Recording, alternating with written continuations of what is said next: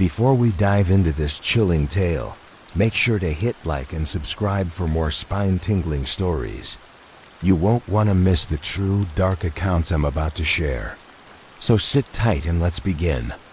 It's July 15th, 2023. The heat of the summer was unbearable in Grayson City, a small town tucked away in the corners of the state, far from the usual chaos of city life.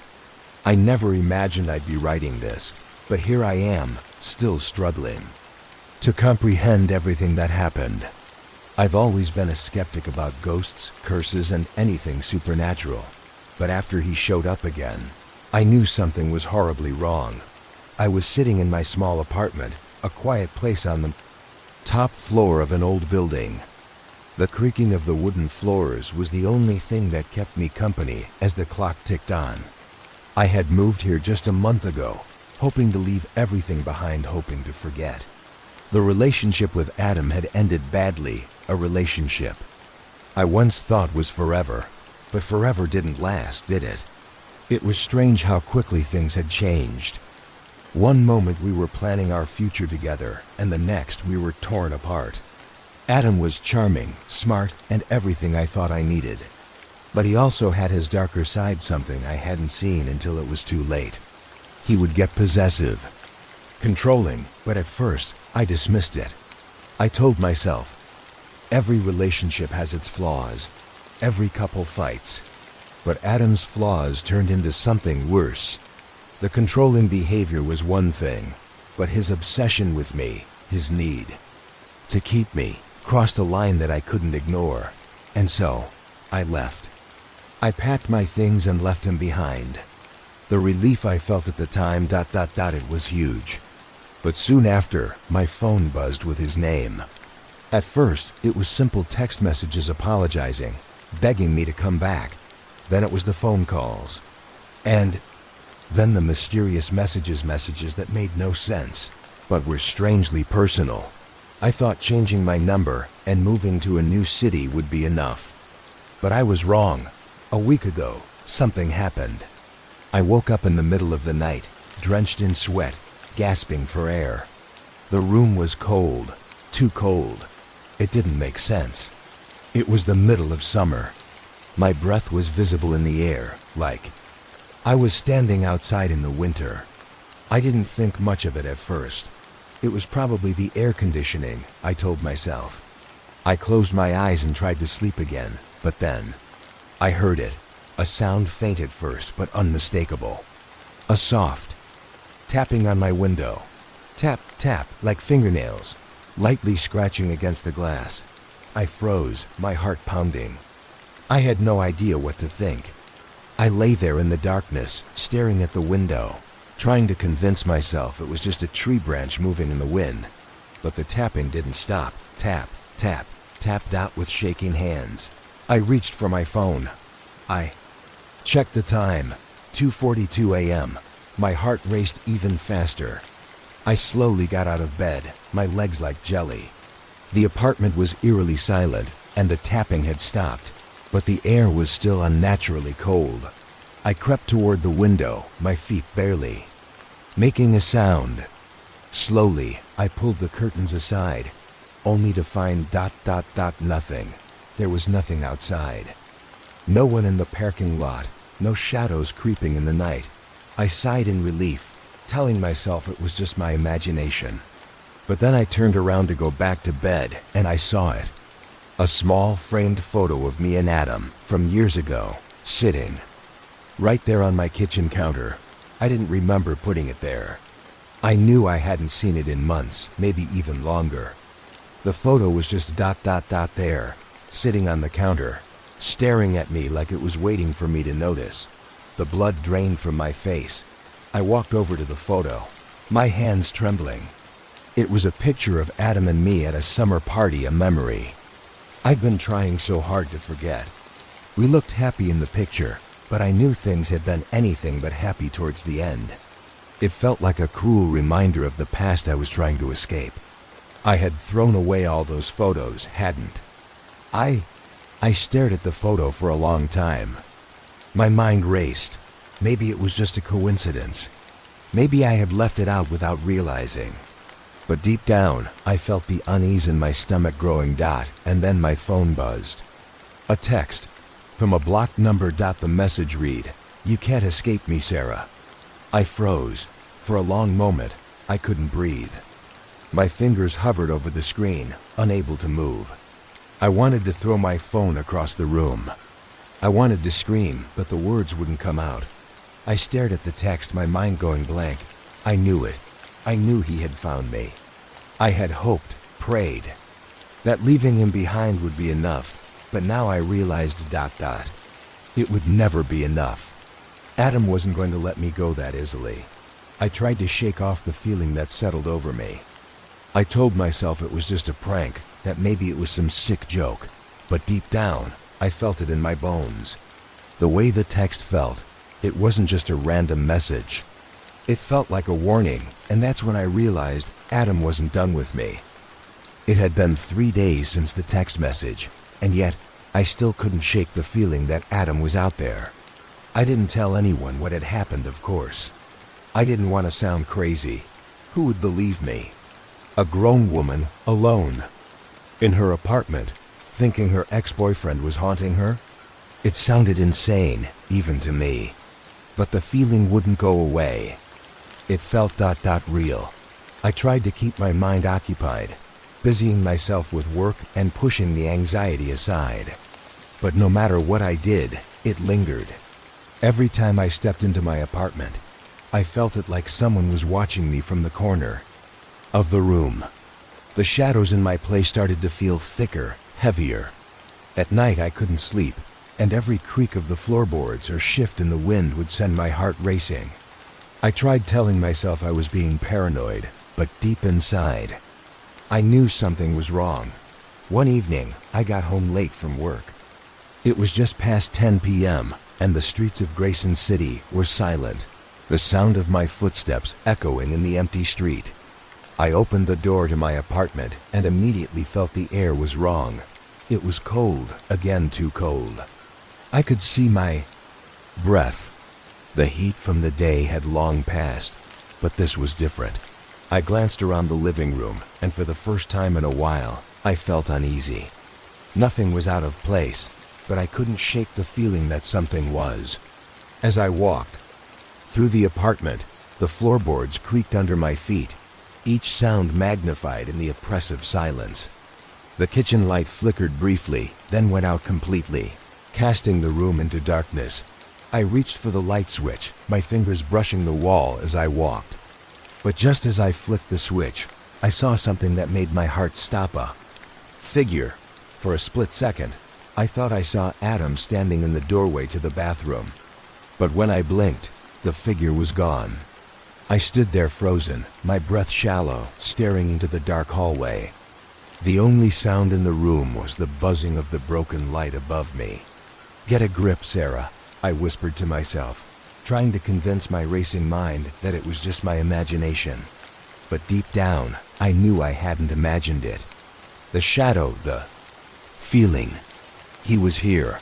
I forced myself to move, checking the apartment from top to bottom, turning on every light I could find. But it was as if the house had become a silent prison, the shadows stretching further, wrapping around me. That's when I saw it, the picture again. The same photo, the one of me and Adam, was back on the counter. I had gotten rid of all of them. I distinctly remembered throwing them away when I left him. But there it was again, on the kitchen counter, sitting in the same place it had been 3 nights ago. I reached for it, my hands shaking as I picked it up. The photo felt oddly cold in my hands, almost like it was alive. But there was something more. The edges were frayed, and the glass was cracked. I could feel something in my chest tightening as I stared at it, the words in the back of my mind repeating, "You can't escape me." I slammed the photo down on the counter, but the unease remained. My phone buzzed again. I took a deep breath, not wanting to look, but the dread was too overwhelming. I grabbed it, eyes locked on the screen as I read the message. "I know you're scared. You should be." My heart pounded in my chest, and for a moment, I couldn't breathe. The message didn't just feel like a warning. It felt like a promise. I stumbled back from the counter, nearly knocking over a glass that had been sitting there. I didn't know what to do. I thought I had left him behind, but he wasn't gone. In the corner of my eye, I saw something flicker in the mirror above. The sink.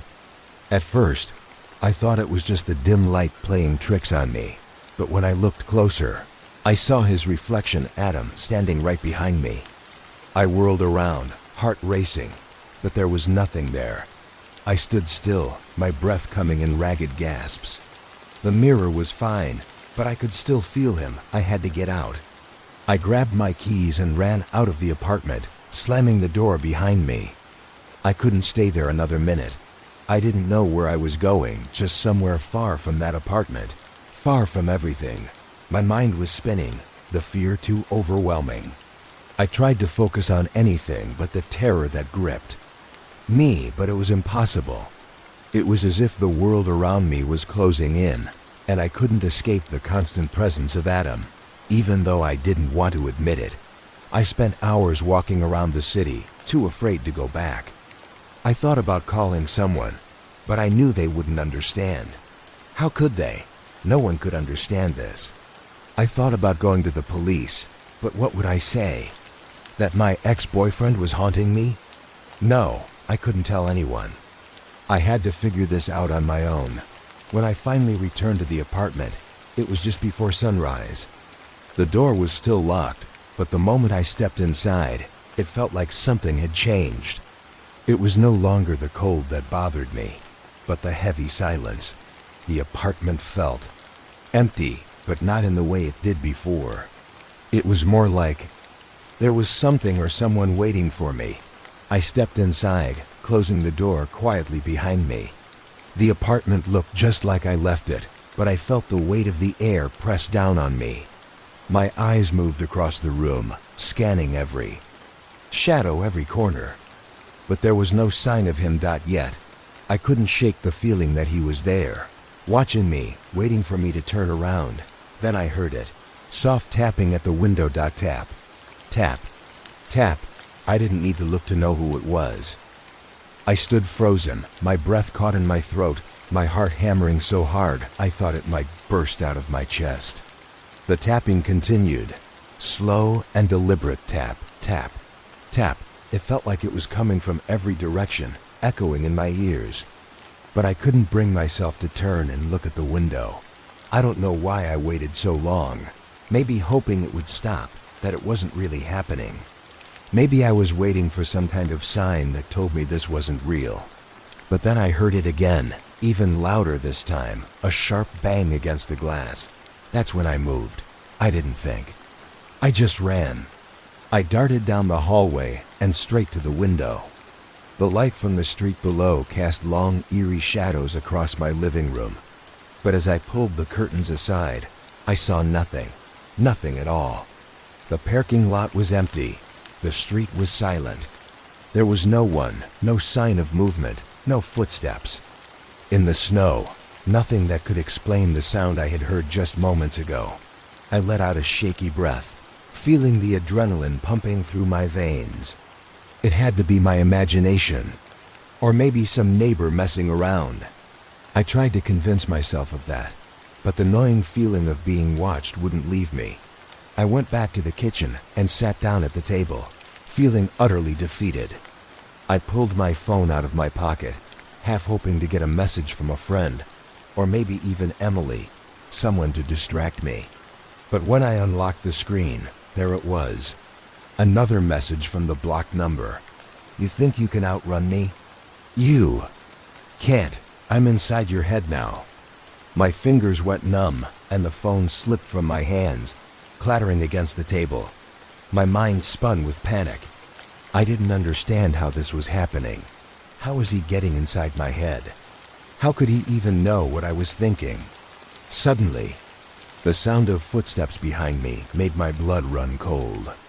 The floorboards creaked slow, deliberate steps, like someone was walking through my apartment, coming closer, getting nearer. My body froze. I couldn't move. I couldn't even breathe. I glanced around the room, expecting to see a shadow or a figure emerge from the darkness. But nothing. I looked toward the door. No one. Nothing. Then the tapping on the window began. Again. Tap. Tap, tap, tap. I turned, and this time my legs moved on their own. My feet carried me to the window, my body on autopilot. When I looked outside, I saw nothing. Just the empty street, the streetlights casting long shadows across the pavement. Then, in the reflection of the glass, I saw him, not outside. But behind me, Adam, his face wasn't like I remembered. It was twisted, contorted, his eyes wide and empty, his skin pale and ashen. The reflection in the window was like a shadow of him, a ghostly version of the man I once loved, but now he was something else. Something dark. I screamed and spun around, but the room was still empty. I was alone. Alone. My heart pounded in my chest as I stumbled backward. The room seemed to spin. I was dizzy, disoriented. Was I losing my mind? I didn't know what was real anymore. The air grew heavier, colder, as if the room itself was closing in on me. I could hear his voice, low and muffled, like it was coming from inside my own head. "I'm not gone, Sarah. You'll never be free of me." I clutched my head, my hands shaking. The sound, the voice, it was inescapable. I needed to leave. I needed to get out. But I didn't know where to go. I couldn't escape him. The phone buzzed again. I didn't even want to look. But somehow my hand reached for it, trembling. When I unlocked the screen, there was no text. No message, just a video. It was an old video of us, taken at a summer party. We were laughing, smiling, happy, back when everything seemed perfect. But the video started to glitch. The image flickered, the sound warped, and suddenly, Adam's face twisted. It stretched unnaturally, his smile widening beyond what was humanly possible. His eyes, they were dark, empty voids, like there was no soul left inside him. The distorted version of his voice echoed through the phone. "We'll be together forever. Sarah." The video ended abruptly, the screen turning black. I dropped the phone, my body trembling as the room seemed to close in around me. I backed away, but there was no escaping the suffocating feeling that Adam was still here, somehow. His presence clung to every corner of the room, every shadow, every breath I took. I couldn't do this anymore. I needed help, but who could I turn to? Emily? My friends? No one would believe me. They would think I was crazy. No one understood what was happening to me. I grabbed my coat, desperate to leave, to get some air, to clear my head. But as I stepped toward the door, my hand on the doorknob, something stopped me. The hairs on the back of my neck stood up. I couldn't shake the feeling that I wasn't alone. I slowly turned, and the sight that met me made my stomach drop. There, standing in the doorway, was Adam. I couldn't breathe. My chest felt like it was caving in. There, in the doorway, standing in the shadows, was Adam. But it wasn't him. It couldn't have been. This version of Adam looked wrong. His eyes were wide, but they weren't his eyes. They were black holes, empty and soulless, like the light inside him had long been snuffed out. His skin was sickly pale, like it had been drained of color, stretched too tight over his bones. For a moment, I stood frozen, staring at him in disbelief, unable to comprehend what I was seeing. Was this a hallucination? Was I losing my mind? Then, his lips twitched into a smile. But it wasn't a smile I recognized. It was a twisted grin, something cold and malicious that made the hair on the back of my neck stand on end. "You didn't think you could get away from me, did you, Sarah?" His voice was different, deeper, colder. It didn't sound like the Adam I once knew. It sounded like something else, something other. I stumbled back, my legs giving way beneath me. I hit the wall hard, my breath coming in ragged gasps. My heart was pounding so fast I could barely think. I opened my mouth to scream, but no sound came out. He took a step forward, his movements slow and deliberate. Each step he took made the air feel heavier, like it was pressing down on me. The room grew colder, and I felt the familiar presence of the shadows closing in. "You can't run from me, Sarah," he repeated, his voice echoing in my ears. His eyes never left mine, and I felt my body go rigid with fear. He was inside my head. I could feel it, that dark presence invading my thoughts like a parasite, wrapping around my mind. I tried to move, to escape, but my feet wouldn't budge. I couldn't look away from him. He was like a force pulling me in, compelling me to stay. "You think you're free," he continued, his voice like ice. "You think you can escape me, but I'll always be here. Inside you, watching, waiting." I squeezed my eyes shut, willing myself to wake up from this nightmare. This couldn't be real. It wasn't real. When I opened my eyes, Adam was closer, too close. His face was inches from mine, the smell of something foul clinging to him, like rotting flesh. His smile widened, revealing teeth that were too sharp, too jagged. "You're mine, Sarah, always." I couldn't breathe. I was suffocating. Suddenly, without thinking, I lunged for the door. My hands were shaking so badly I almost missed the doorknob. But I yanked the door open and stumbled into the hallway, desperate to get away. I didn't know where I was going. All I knew was that I had to get out, had to put distance between me and him, because I wasn't sure how much longer I could hold on to my sanity. I ran down the stairs, barely able to see through the tears clouding my vision. I had to get away. I had to find somewhere safe, but I couldn't think straight. I just kept running, my heart pounding in my ears. The sound of my footsteps echoed in the stairwell, the only noise I could focus on. I didn't stop running until I reached the street outside. The city was dark, eerily quiet, and the chill in the air bit at my skin. My breath came in ragged gasps, and I felt my legs start to give out beneath me. But I couldn't stop, not yet. Not while he was still out there. I turned a corner, moving blindly down an unfamiliar street, my eyes darting around, looking for something, anything to ground me, to tell me this was just a bad dream. But nothing was familiar. The streetlights were dim, casting long shadows that seemed to stretch out in front of me like claws reaching for me. I couldn't escape him.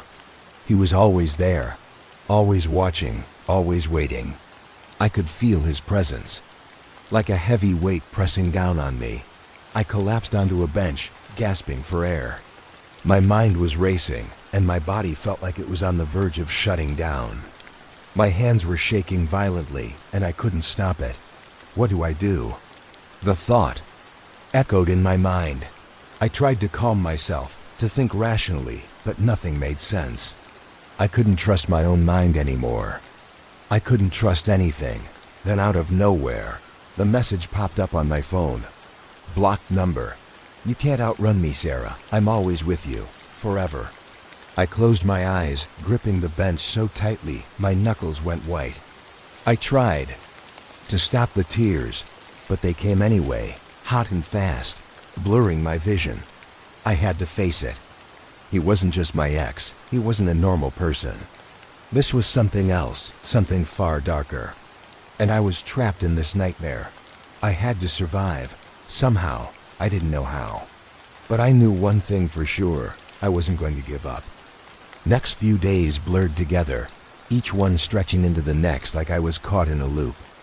Every time I closed my eyes, I saw Adam's face, those dark, empty eyes, his twisted grin. Every corner I turned felt like I was being followed, and every shadow seemed to whisper his name. My apartment, which used to be my safe haven, felt like a prison, each room suffocating me with its silence. I couldn't escape him. No matter where I went, I felt his presence, hovering just behind me, always there.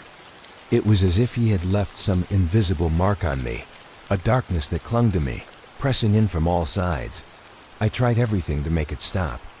I called my friends, but when I told them what was happening, they thought I was crazy. They thought I was being dramatic. "You're just stressed, Sarah," they'd say. You need to get some sleep. But they didn't get it. They didn't feel what I felt. They didn't hear the whispers in the night, so I stopped talking to them. I couldn't bring myself to explain it anymore. They wouldn't believe me. I started taking late night walks, hoping the fresh air would clear my head. It didn't help. If anything, it made things worse. I couldn't shake the feeling that Adam was always just a step behind me, lurking in the shadows, watching me, waiting for me to break. One night I was walking through a part of the city I didn't recognize. The streets were empty, the buildings looming tall and silent around me. It was one of those nights where the fog rolled in heavy, thick, and it made everything look unreal, like I was walking through a dream. The cold bit at my skin, but I couldn't bring myself to care. My mind was too far gone, lost in a haze of fear and exhaustion. I rounded a corner, and for a moment, everything seemed to freeze. The air felt still, too still. And then, I saw it. At the end of the street, standing beneath a flickering street lamp, was a figure. I knew instantly it was him, the shapeless silhouette. The faint outline of a person standing motionless, their back to me. I could feel my blood turn to ice. I didn't want to approach, but I couldn't look away. I knew this wasn't real. This couldn't be real. It was just my mind playing tricks on me. But even as I tried to convince myself, my legs moved forward. Slowly, cautiously, my heart thundering in my chest. When I was about halfway down the street, the figure turned. I stopped dead in my tracks. It was Adam, but his face, oh God, his face. It wasn't him anymore. It was that same twisted thing I saw in the mirror, the one from the photo. His features were warped, his mouth stretched into an unnatural grin. His eyes were black, hollow, like they were staring straight through me. He didn't say anything. He didn't have to. His very presence was enough to freeze me in place. I wanted to scream, to run, but my feet wouldn't move. I was paralyzed, caught in the grip of pure terror. And then, with that same slow, deliberate pace, he began to walk toward me. His movements were unnaturally smooth, like he was gliding over the pavement. I stumbled backward, my legs shaking, my breath shallow. I had to get away. I had to escape. But there was nowhere to go. The street was empty, the fog too thick to see more than a few feet in front of me. As he got closer, his voice cold and detached whispered through the fog. I told you, Sarah, you can't escape me. It felt like a slap to the face. His voice didn't sound like the Adam I remembered. It was hollow, empty, like there was nothing human left inside him. Suddenly, I snapped out of my stupor. My legs were no longer frozen in place. I turned, panic flooding my body, and I ran. I didn't look back, I just ran. I could feel him behind me, every step echoing in my mind. That coldness creeping up my spine, urging me to go faster, to run farther. I couldn't hear his footsteps, but I knew he was there. I could feel it in my bones, in the very air around me. My breath was ragged, and my vision blurred from the tears stinging my eyes, but I couldn't stop.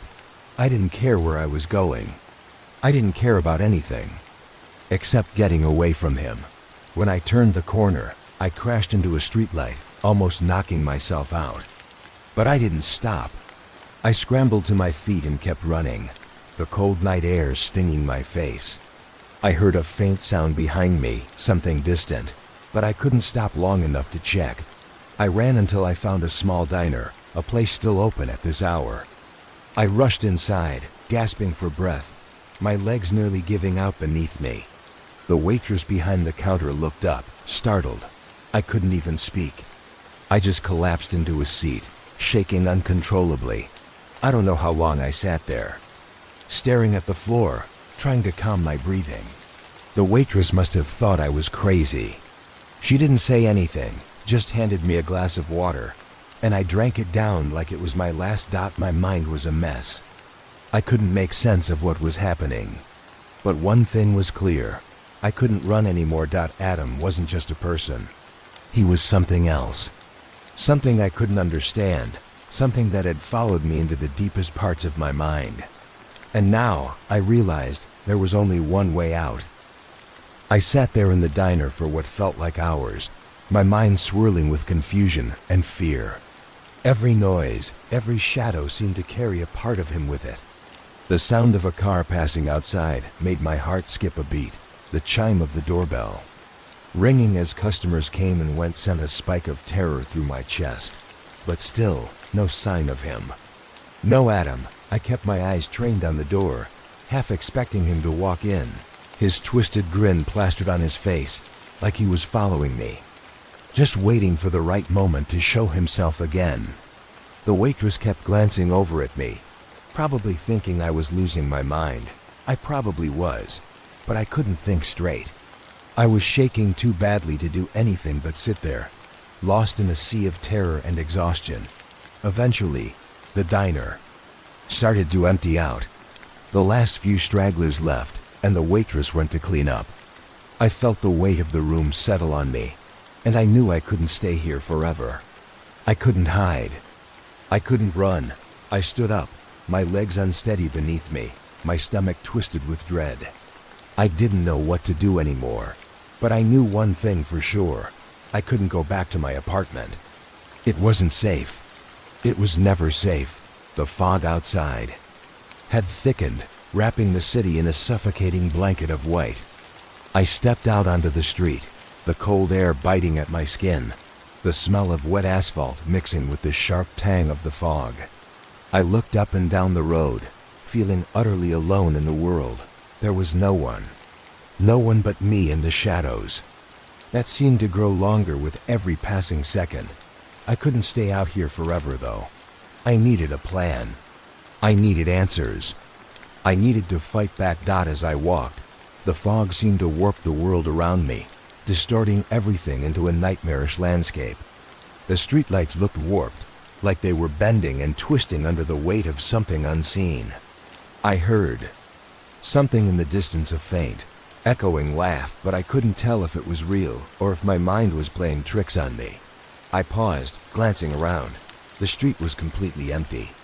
But then, there it was again, the soft, slow tap, tap, tap. It was coming from behind me. I spun around, my heart in my throat, but there was nothing there. No one. Just the fog, thick and suffocating, wrapping around the buildings, making it hard to see more than a few feet in front of me. I kept walking, faster this time, but the feeling of being watched never left.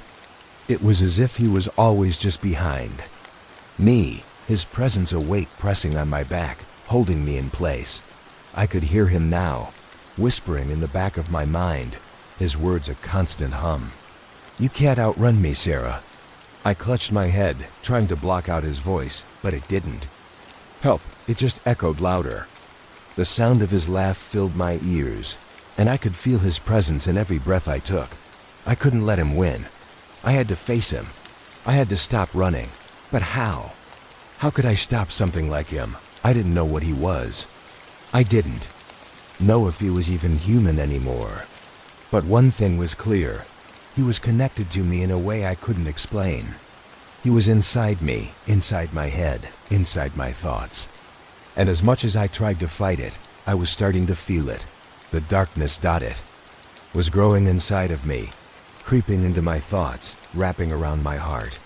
I could feel it, tugging at me, urging me to give up, to accept it, to stop running, but I wouldn't. I couldn't. I wasn't going to let him win. I kept walking, my thoughts jumbled, my body aching from the strain. I couldn't stop. I couldn't give up. And then, just as I thought I couldn't take any more, I saw something, a flicker in the fog, a figure. I stopped dead in my tracks. It was him, Adam, or what was left of him. He was standing in front of me just a few feet away, his face twisted, his eyes hollow, and his smile stretched impossibly wide. I should have been scared. I was scared, but something else was rising inside of me too. Anger.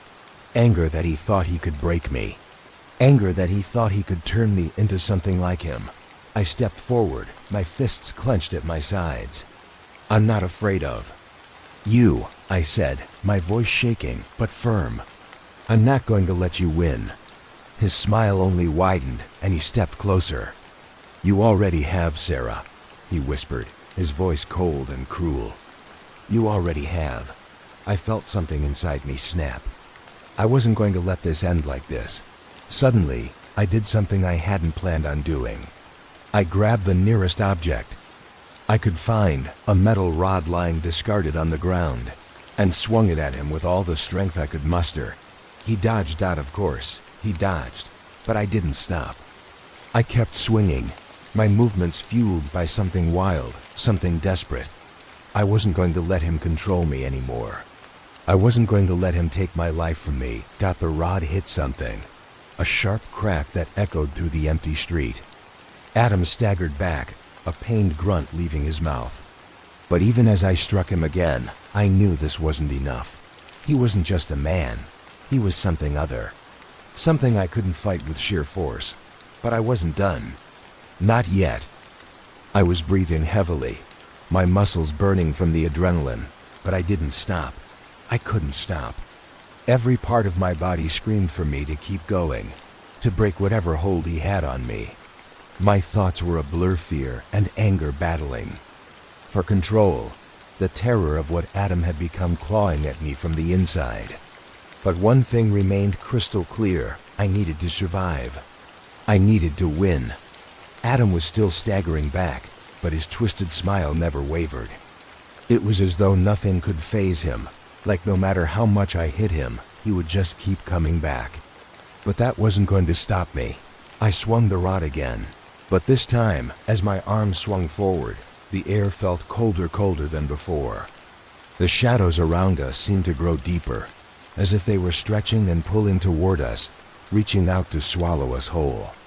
The streetlights flickered, their glow dimming and then flaring back to life as though they too were fighting to stay illuminated in the face of something much darker. You can't fight what you can't see, Sarah. Adam's voice echoed in my mind. A deep, mocking whisper. He wasn't even looking at me now. His gaze was fixed on the shadows surrounding us, as if he knew something I didn't. And in that moment, I realized the truth. He wasn't just a ghost from my past. He wasn't just a man who had twisted and warped into something dark.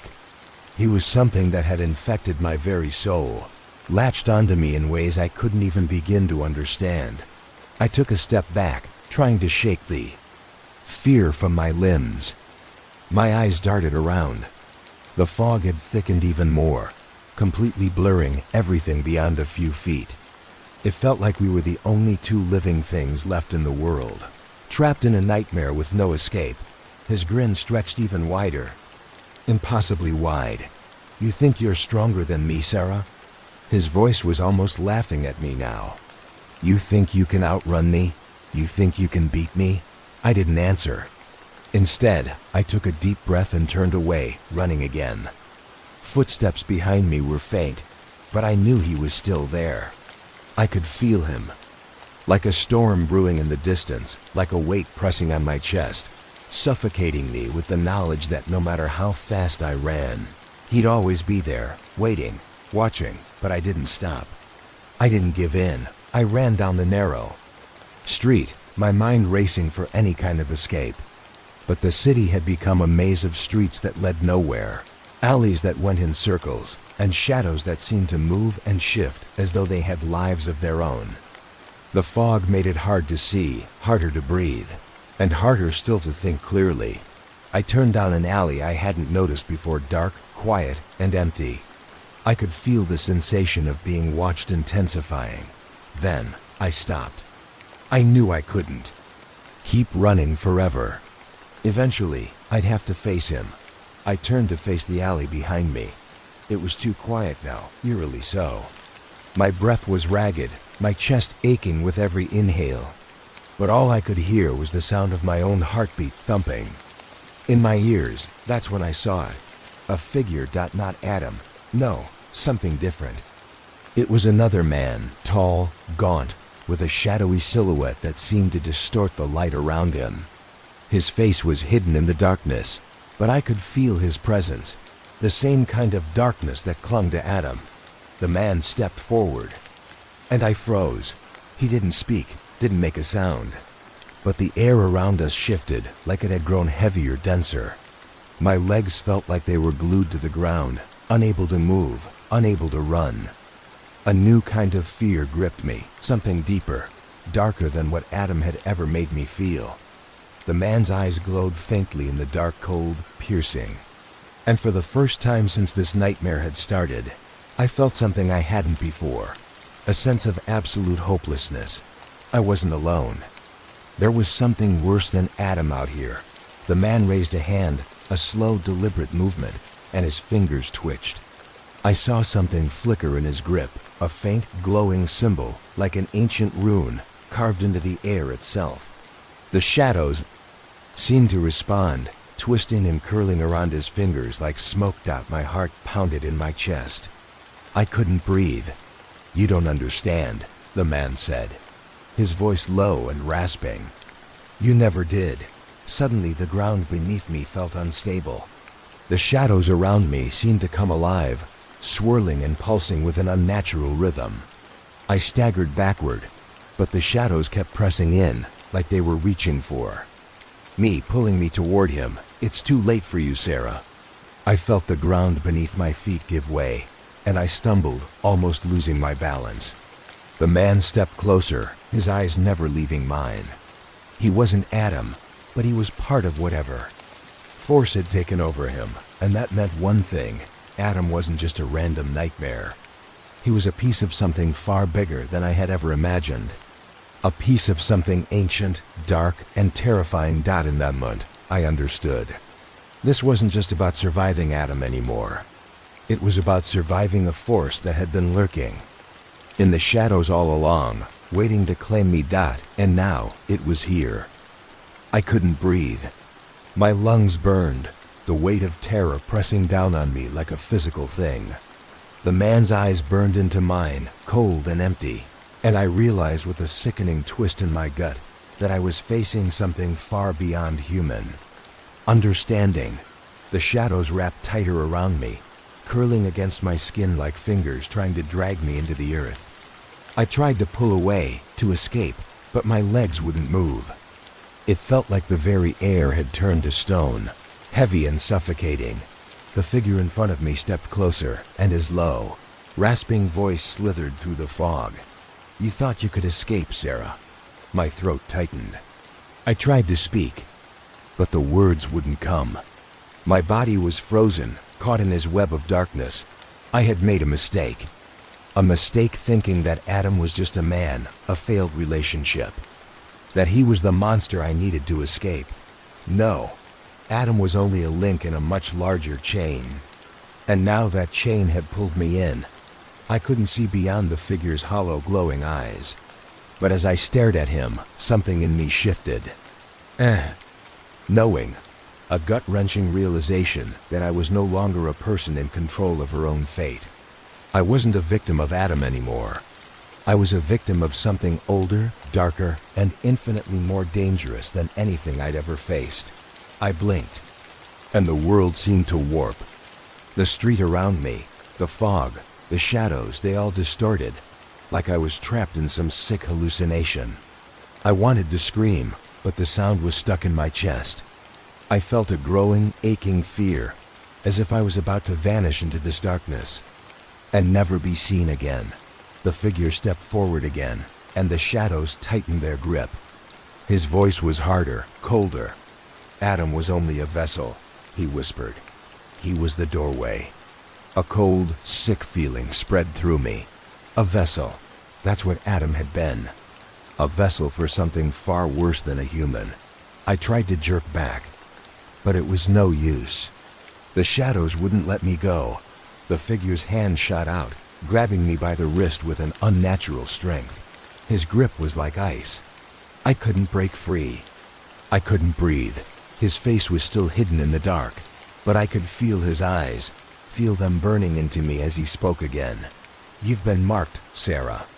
His voice was soft now, almost like he was pitying me. "Marked since the moment you let him in." I didn't understand. What did he mean? I had never wanted to let Adam in. I had been broken, yes, but I hadn't willingly invited this nightmare. And yet, the truth slowly began to seep in. I wasn't just running from Adam. I wasn't just trying to escape a man who'd become a monster. I had already been chosen. The fog around me thickened, wrapping around my chest like an invisible hand, squeezing the air from my lungs. The figure's grip on my wrist tightened, dragging me toward him. I tried to pull away, but it felt like the earth beneath me was shifting, warping, as if it was a live dot, and then, in that sick, surreal moment, I saw something else. Something even worse than what was standing in front of me. A face, not Adam's. Not the figure's, but my own.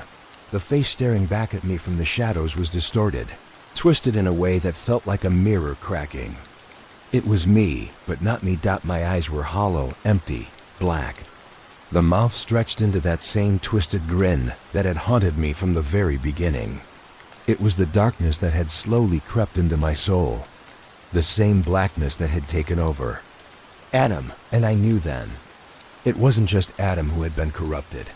It was me. I had become him, become part of this thing. The figure, the darkness, it had already started its work. I could feel it now crawling beneath my skin. I gasped, trying to tear myself away from the mirror image. My pulse thundered in my ears. This was it. This was the end dot, but then something happened. A spark dot, just the faintest spark of willpower. I pulled my wrist free from the figure's icy grip, stumbling backward. The fog shifted, clearing for a brief moment, and I saw the world with a sharp clarity. The city, the streets I had walked through, the alley I stumbled into, it all felt so wrong. So twisted, like I was trapped in a dream where the rules didn't apply. The figure in front of me didn't move. He just stood there, watching me with those glowing eyes, his presence weighing down on me, trying to drag me back into the darkness. But I wasn't done.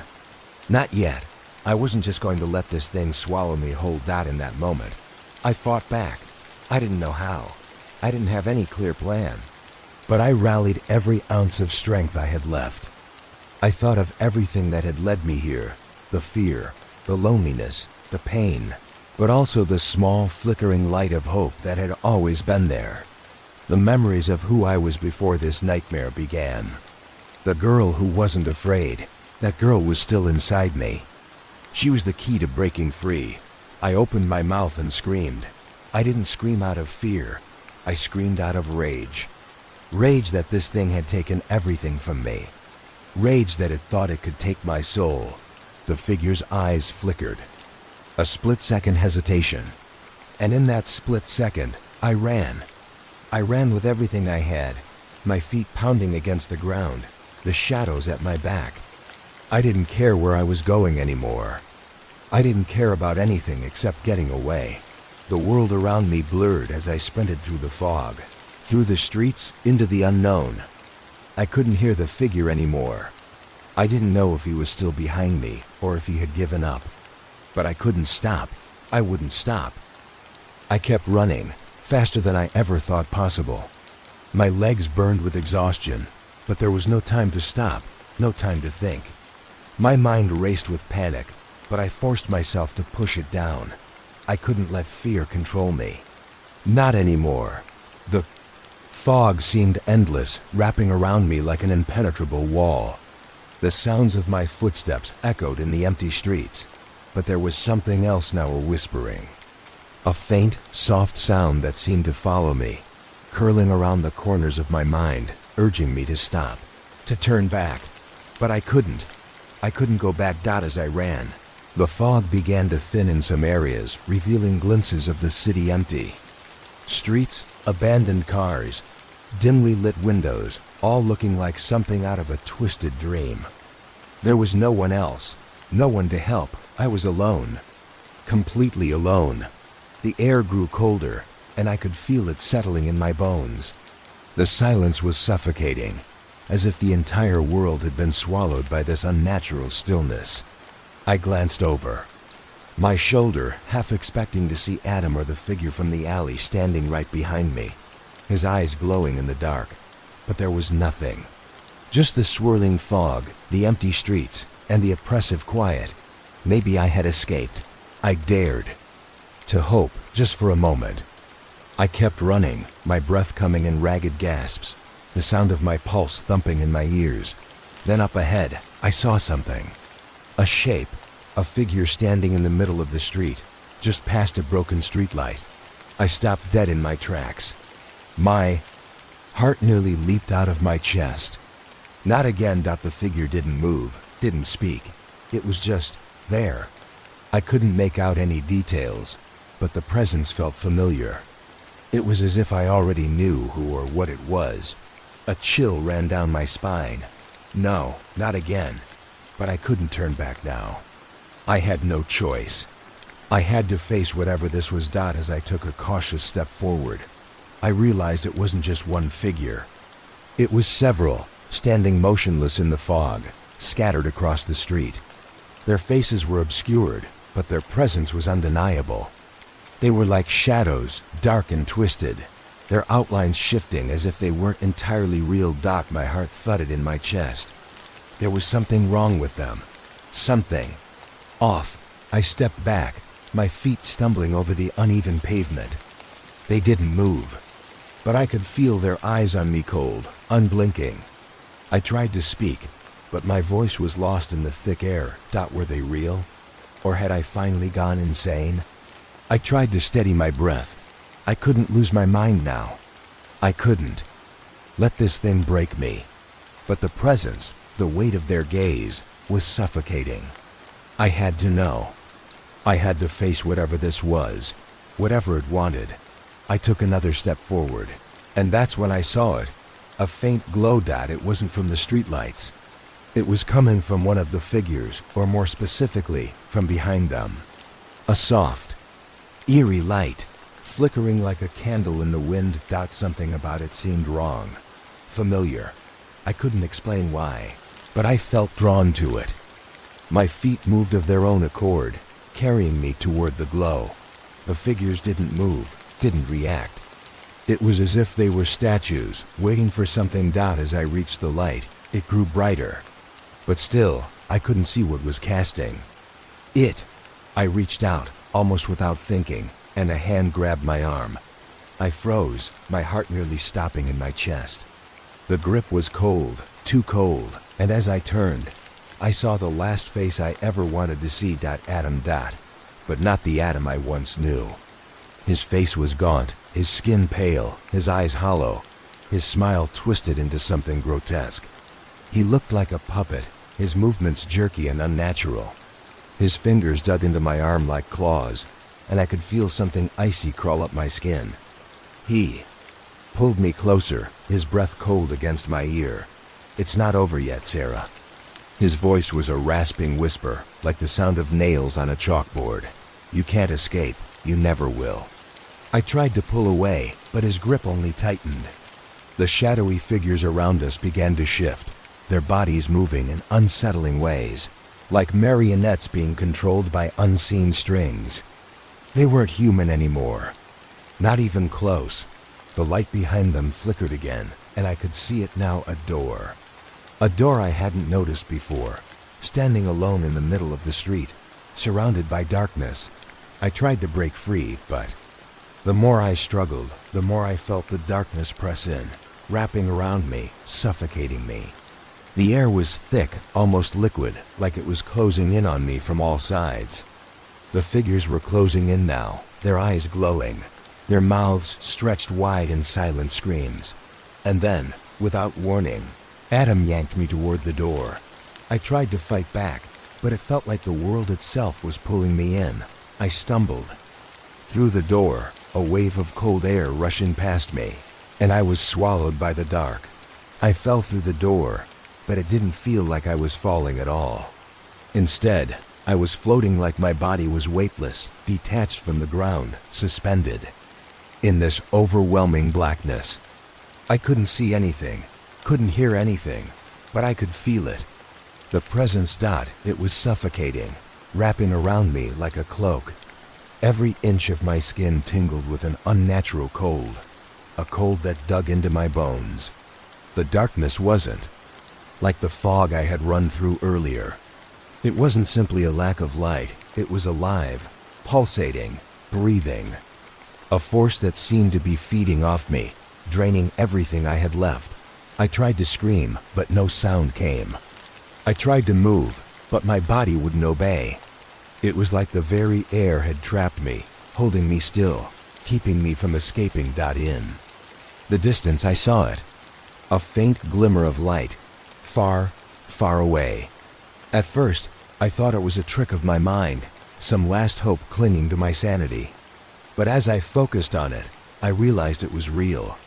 It flickered like the light of a candle in a storm. The glow was soft but piercing, almost familiar. Without thinking, my body moved toward it, as if it was the only thing that could save me from this suffocating void.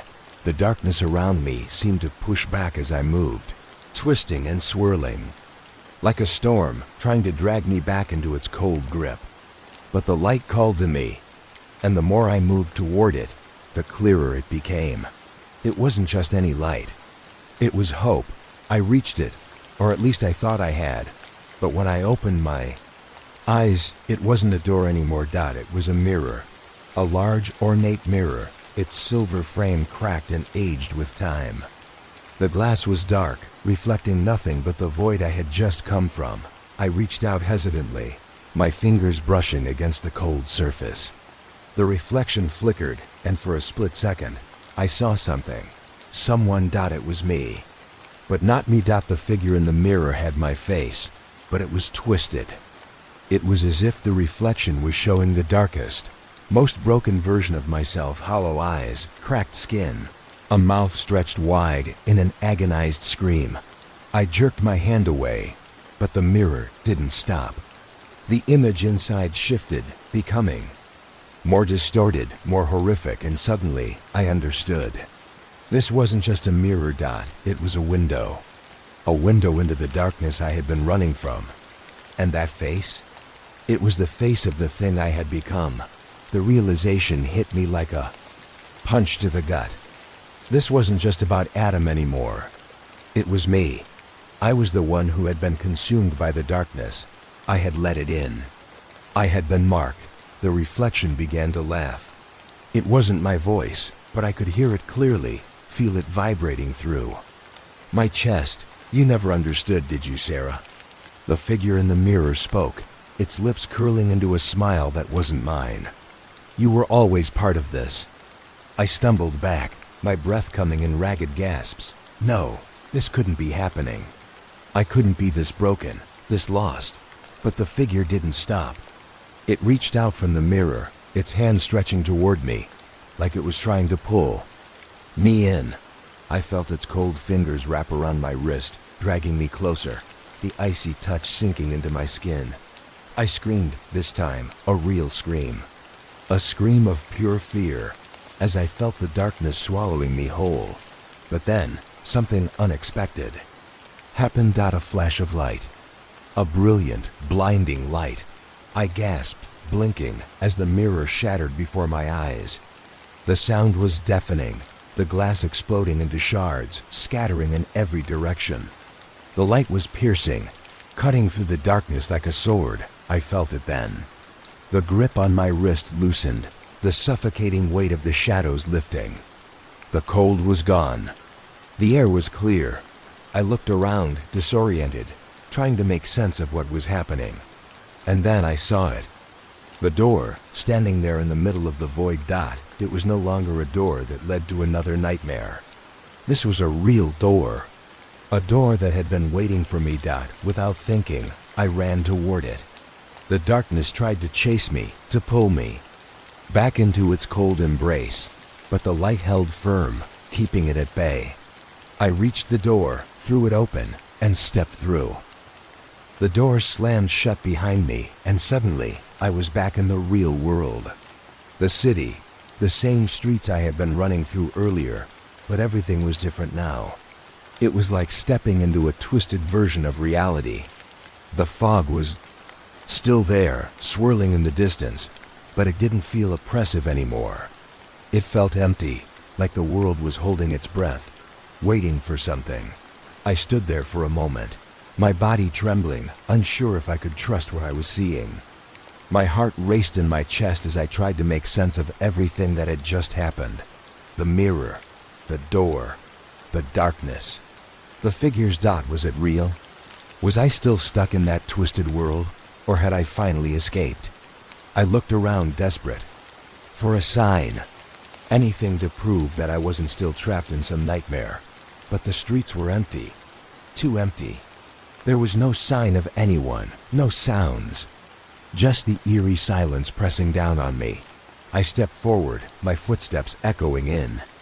The stillness, the familiar buildings, the streetlights, even the distant hum of the city felt alien now, like I was walking through a ghost town. It felt wrong. Everything felt wrong. I didn't know how long I'd been in that place, how long I had been running, but it felt like days, maybe longer. The weight of the terror, the cold, the shadows, they lingered in the back of my mind, just waiting to strike again. I stumbled forward, my vision blurring. The exhaustion hit me hard. I hadn't slept, hadn't eaten. The terror, the panic, the constant running, it had taken everything from me. My body felt heavy, as though I was walking through quicksand. But still, I pushed forward. There was no choice now. I had to keep moving.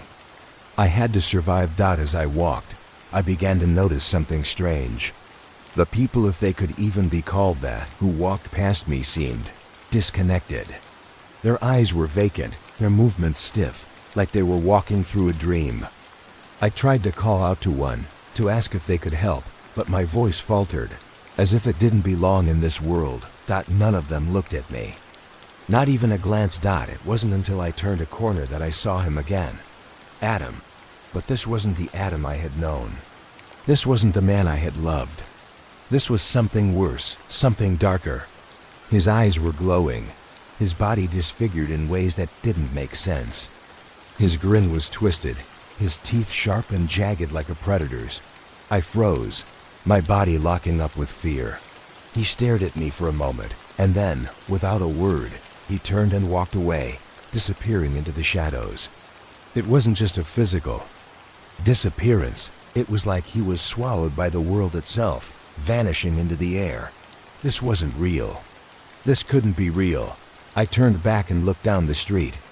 The figures, the shadows, they were there again, watching me. Their faces were just out of view, flickering in and out of focus. They didn't move, but I could feel them. I could feel their eyes on me, watching, waiting. I had no choice but to run again. This time, there was no hesitation. I didn't care where I was going. I just had to keep moving, to put as much distance between myself and the shadows as possible. I couldn't stop, couldn't slow down. The more I ran, the more the city began to warp. Buildings twisted and groaned, streets twisted into themselves like knots in a rope, and the sky grew darker, filled with swirling clouds. The further I went, the more the city began to crumble, falling apart in slow, agonizing seconds. I saw flashes, brief glimpses of people in the windows, people who were trying to escape, people who were trapped just like me. But they didn't scream, they just stared, vacant, hollow. Then I heard it. A whisper. Soft, barely audible, like a breath on the back of my neck. It's not over. The voice was familiar. Adam's voice. It echoed in my mind, cold and dark. You can't escape. I stopped, my heart pounding in my chest. My body felt like it was about to collapse. I couldn't keep running. The darkness, the shadows, they were closing in. The fear was like a heavy weight on my chest, suffocating me. But then, something happened. The ground beneath me shifted. The pavement cracked, and the shadows that had been stalking me suddenly stopped. They began to retreat, backing away into the darkness like they were afraid of something. I didn't know what it was, but I wasn't about to question it. I sprinted forward, pushing myself faster than I ever thought possible. The shadows weren't chasing me now. For the first time, I felt like I had some kind of advantage. But as I neared the edge of the street, I saw it. A door. It was just standing there, glowing faintly, like it had been waiting for me. It was old and weathered, covered in cracks, but it shone in the distance, a beacon in the dark. I didn't know what would be on the other side, but I didn't care anymore. It had to be better than this. Without another thought, I rushed toward it, throwing open the door and stepping through. I stumbled through, and as the door slammed shut behind me, I was hit by a rush of fresh air. The world around me was different, brighter, clearer, real. The fog was gone. The streets were normal again. I looked around, taking in the familiar sights of the city. Cars drove by. People walked along the sidewalks, and the world seemed alive again. I blinked, trying to adjust to the sudden shift in reality. Had I really escaped? Was this the world I had once known, or was this another trap, another layer of nightmare? But everything felt so real. The sun was shining, the air warm. I could hear birds in the distance, feel the ground solid beneath my feet. It was like waking up from a long, horrible dream. I took a few cautious steps forward, unsure of what to do next. The terror I had felt moments ago still clung to me like a shadow, but the world around me felt like it was finally breathing again. I felt free for a moment. I let myself breathe. I let myself believe that I had finally escaped. But just as quickly, the feeling of peace was shattered. I turned a corner, and standing there in front of me, as if it had always been waiting, was the mirror. Same one from before.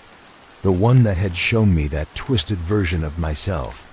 The same one that had tried to drag me into the darkness. I froze. I didn't want to look. I didn't want to see what it would show me this time. But something compelled me. A pull. I stepped closer, my heart pounding in my chest. The reflection stared back at me. But this time, it wasn't distorted. It wasn't grotesque. It was me. But it wasn't the girl I used to be. It was the girl who had survived. The girl who had escaped. And looking at her, I realized something. I wasn't broken. I wasn't marked. I had made it. The reflection smiled. And for the first time, it was a smile that wasn't filled with fear. It was a smile of victory. And I knew with every ounce of strength in my soul that I would never let the darkness take me again. I turned away from the mirror, feeling a surge of hope flood through me. The city stretched out in front of me, vibrant and full of life. The shadows no longer haunted me. The fog had lifted, and the path ahead was clear. I wasn't running anymore. I had survived, and I was stronger than I'd ever been before. The city was still alive, and I had too much to live for now. I wasn't going to let anything tear me down. Not anymore. I walked forward, head held high. There were still questions, still darkness to face. But I knew now that I had the power to face it, and when that darkness tried to find me again, I would be ready. As I walked, I couldn't help but think about everything that had led me here. The fear, the shadows, the terror. It was a part of me now, a scar I would carry forever. But it wasn't the scar of defeat. It was the scar of survival. And no matter what came next, I knew one thing for certain. I would never let it control me again. There's always a way out of darkness. Always. A way to fight back. The key is to never give up. You are stronger than the fear. Stronger than the darkness. You just have to believe.